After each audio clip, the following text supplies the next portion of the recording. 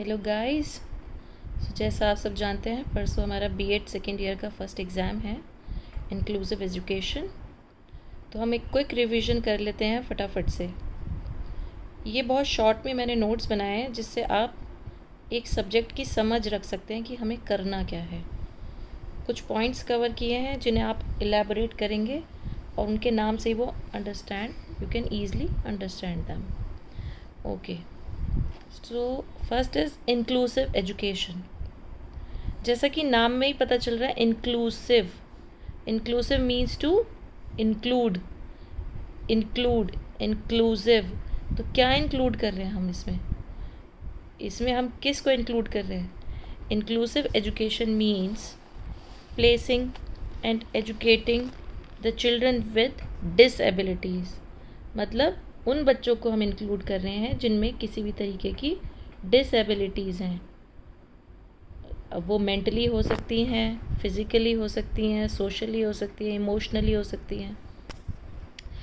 Inclusive education means placing and educating the children with disabilities और of a children of any diverse background in regular classroom.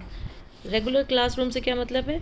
जो normal बच्चों का classroom है, उन्हीं के साथ उन डिसएबिलिटी वाले बच्चों को भी हम एजुकेशन देंगे। With children of same age who do not have disabilities. Okay, जैसे बोला children with disabilities and children with who do not have disabilities, उन दोनों को हम सेम क्लासरूम में, सेम एज ग्रुप के बच्चे रेगुलर क्लासरूम में पढ़ाई करेंगे। अब ये टीचर के लिए बड़ा टफ हो जाता है क्योंकि एक नॉर्मल बच्चे की समझ और एक डिसेबल बच्चे की समझ में दोनों में फ़र्क होता है। मे बी वो गिफ्टेड चाइल्ड भी हो सकता है, एक्सेप्शनल चाइल्ड भी हो सकता है, वो हम आगे पढ़ेंगे। आगे देख लेते हैं ये डाकर क्या बोलते हैं। According to Dakar World Education Forum, inclusive education means that schools should accommodate all students regardless of their physical, intellectual, social, emotional, linguistic और other conditions। इसका मतलब क्या हुआ? डाकर क्या कहते हैं? डाकर वर्ल्ड एजुकेशन फोरम के हिसाब से क्या है कि इंक्लूसिव एजुकेशन में स्कूल्स को, सारे बच्चों को, उनमें कोई बायस्ड नहीं होना चाहिए। सब बच्चों को, चाहे वो physically, intellectual, social, emotional, linguistic और अदर कंडीशंस कुछ भी हो, उन्हें जो भी कंडीशंस हो, स्कूल को सारे बच्चों को लेना है एक ही क्लासरूम में। This should include disabled and gifted students, street and working students, students from remote and nomadic population, students from linguistic, ethnic और cultural minorities and students from other disadvantaged और मार्जिनलाइज्ड एरियाज़ और groups. जैसे मैंने आपको बताया, इस classroom में सब तरह के बच्चे होंगे, डिसेबल्ड होंगे, गिफ्टेड होंगे, गली के, स्ट्रीट के बच्चे हो सकते हैं, वर्किंग स्टूडेंट्स हो सकते हैं, रिमोट एरिया, रिमोट मतलब दूर दूर से जो भटकी हुई पॉपुलेशन है वहाँ से भी, लिंग्विस्टिक की, किसी को लैंग्वेज की प्रॉब्लम है, कल्चरल, एथनिक, कोई साउथ के हैं, अलग लैंग्वेज के बच्चे हैं, and student from other disadvantage, अलग जिनको फ़ायदा नहीं मिल पा रहा है स्कूल से, मार्जिनलाइज्ड एरियाज़ हैं वो, उनको भी हमें इंक्लूड करना है। Okay, so we are clear with this inclusive education कि हमें किन्हें इंक्लूड करना है? डिसेबल बच्चों को एबल बच्चों के साथ, उनको भी एजुकेट करना है। अब हम इसके कैरेक्टराइजेशन देख लेते हैं। हमें हर बच्चे को वैल्यू करना है, वैल्यूइंग ऑल स्टूडेंट्स, उनका पार्टिसिपेशन बढ़ाना है, इंक्रीजेज द पार्टिसिपेशन। लर्निंग में किसी भी तरीके की रुकावट नहीं आनी चाहिए, ये उसको रोकता है, रिड्यूसेस बैरियर्स टू, उसको कम करता है कि ये नहीं एक बच्चा सीख रहा है दूसरा नहीं सीख रहा है। Acknowledge the right of students, हर बच्चे का हक है, ये नहीं कि वो अंधा गूंगा बह रहा है तो वो नहीं पढ़ेगा। It is the right of all the students, whether they are deaf, blind or deaf or any other disability। और एक प्रोसेस है उन बैरियर्स को ओवरकम करने के लिए, उन रुकावटों को हम किस तरीके से ठीक कर सकते हैं, उसके लिए एक प्रोसेस है। Improves school community relationship, school community relationship को कैसे इम्प्रूव कर रहा है कि स्कूल जो है पूरी कम्युनिटी पर भी ध्यान दे रहा है, सिर्फ एबल बच्चों पर ही नहीं। Least restrictive and most effective environment. अब इसमें कोई रिस्ट्रिक्शन तो है नहीं क्योंकि हम डिसेबल बच्चों को भी पढ़ा रहे हैं साथ में, इसलिए ये एक मोस्ट इफ़ेक्टिव एनवायरनमेंट बताया जा रहा है। Goals of universalization. Universalization as we know, पूरा यूनिवर्स को हम कंसिडर कर रहे हैं, उसके पूरे यूनिवर्स के गोल्स, ना कि सिर्फ कुछ लिमिटेड या बाउंड होकर कर रहे हैं। Next, restructuring the cultures and policies. अब हम उन कल्चर्स को, उन पॉलिसीज़ को फिर से रीस्ट्रक्चर कर रहे हैं उन बच्चों के हिसाब से कि जो हमारे दोनों बच्चे कोप अप कर पाएँ, डिसेबल भी और एबल भी। Role of schools in community. Schools का क्या रोल है, ये जैसे हमने अभी देखा स्कूल कम्युनिटी रिलेशनशिप पॉइंट में। Practical solution of segregation. Segregation मतलब दोनों को जैसे हमने कुछ बच्चों को जो डेफ हैं उनके लिए कुछ अलग प्रोसेस है, ब्लाइंड है उनके लिए कुछ अलग है, उनके लिए ब्रेल जैसे एक अभी टेक्निक है, you will get to know, उनके लिए एक प्रैक्टिकल सॉल्यूशन है। Children as resource rather than the problem to overcome. Children को हम एक रिसोर्स मान रहे हैं, ना कि उसे एक परेशानी या प्रॉब्लम मान रहे हैं कि अरे ये क्या, हम क्यों पढ़ा रहे हैं ऐसे बच्चे को। ये एक सिविक राइट्स भी इंश्योर कर रहा है and raise standards of living. हमारा स्टैंडर्ड ऑफ लिविंग बढ़ रहा है, हम हर बच्चे को कंसिडर कर रहे हैं, तो it gives a civic sense. तो अब हम देख लेते हैं ये इंक्लूजन आया कहाँ से, कैसे हमने इनको इंक्लूड किया बच्चों को with disability. Transition from segregation to inclusion, वो अलग थे, अलगाव से इंक्लूजन की तरफ कैसे आए। फर्स्ट फेज़ क्या था, disabled children treated as curse of God. पहले उन्हें एक श्राप माना जाता था कि ये भगवान ने किस तरह के बच्चे दिए हैं, they were treated as curse of God.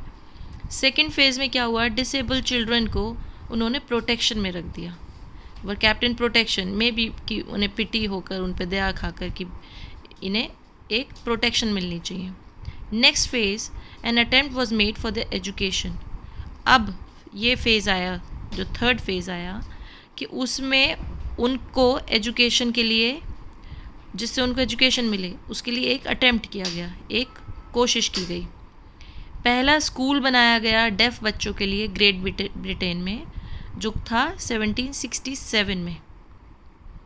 Segregated education originated with the work of Jean Marc Gaspard Itard. Segregated education ये किससे आई थी, एक जीन मार्क जेस्पर्ड इटार्ड थे, इन्होंने ओरिजिनेट की थी। Despite the energy optimum and achievement of the special education lost its momentum in last 20th century.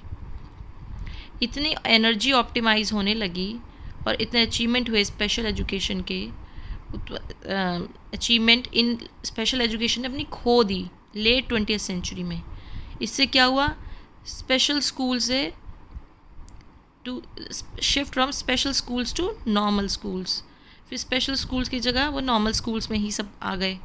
Main streaming refers least restrictive environment, मतलब इसमें एनवायरनमेंट ज़्यादा रेस्ट्रिक्ट नहीं होगा, कम होगा, मेन स्ट्रीमिंग ये कर दी गई। देखिए अब हम ये देख लेते हैं और इंक्लूसिव एजुकेशन के बारे में। It means, inclusive education means specially designed instruction which meets the inclusive education and related needs of an exceptional child। इसका मतलब क्या हुआ, अब जो एक्सेप्शनल चाइल्ड है उसके लिए कुछ इंस्ट्रक्शंस, एक डिज़ाइंड इंस्ट्रक्शन टीचर को बनाने पड़ेंगे, विच meets the inclusive education. Inclusive education मतलब हम इंक्लूड कर रहे हैं the children with disability and the children who do not have disability, ठीक है। तो उसके लिए आप अब दोनों तरह के बच्चों को पढ़ाना है, तो आपको कुछ इंस्ट्रक्शंस, कुछ डिज़ाइन एक you have to make up as a teacher, ठीक है। तो जो एक इंक्लूसिव एजुकेशन की रिक्वायरमेंट को मीट कर पाए। It is something special. Special क्या स्पेशल होगा, स्पेशल मटेरियल होगा जो आप यूज़ करेंगे पढ़ाने में। ट्रेनिंग टेक्निक्स स्पेशल होंगी, स्पेशल इक्विपमेंट्स आ जाएंगे, स्पेशल हेल्प उनको चाहिए होगी, आपको ज़्यादा उन पर ध्यान रखना है, स्पेशल फैसिलिटीज़ और रिक्वायर्ड होंगी for special categories of children, for special needs. जैसे कि अब देखिए इसमें 4 तरीके के हमारे डिसेबिलिटी बता रखे हैं। विजुअली इम्पेयर्ड, जो आई से ब्लाइंड है, हियरिंग, कानों से, ऑर्थोपेडिकली किसी भी तरीके का हड्डी से related, and then mentally retarded MRC। Visually impaired children में रिक्वायर रीडिंग मटेरियल्स। भाई अब जिसको दिखाई नहीं दे रहा है जिन बच्चों को, तो उनके लिए लार्ज प्रिंट या ब्रेल, लार्ज प्रिंट या ब्रेल, ये एक, अभी ब्रेल के बारे में आप आगे पढ़ेंगे, ये एक तरीके का रीडिंग मटेरियल है जिससे कि वो ब्लाइंड बच्चे भी उसके थ्रू पढ़ सकते हैं। हियरिंग इम्पेयर्ड चिल्ड्रन, उनको हियरिंग एड चाहिए होगी, कान में लगाने वाली मशीन जिससे सुन सकते हैं। ऑडिटरी, उन्हें ट्रेनिंग्स मिलेंगी, सुनने की ट्रेनिंग्स। लिप रीडिंग से they can make out what other person is saying.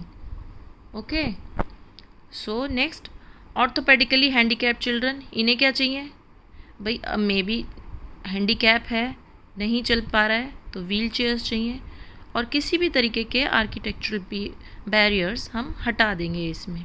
ऐसा नहीं होगा कि नहीं है ये, इसके लिए ये नहीं या वो नहीं, we can provide him anything. Okay, तो नेक्स्ट है मेंटली रिटार्टेड चिल्ड्रन।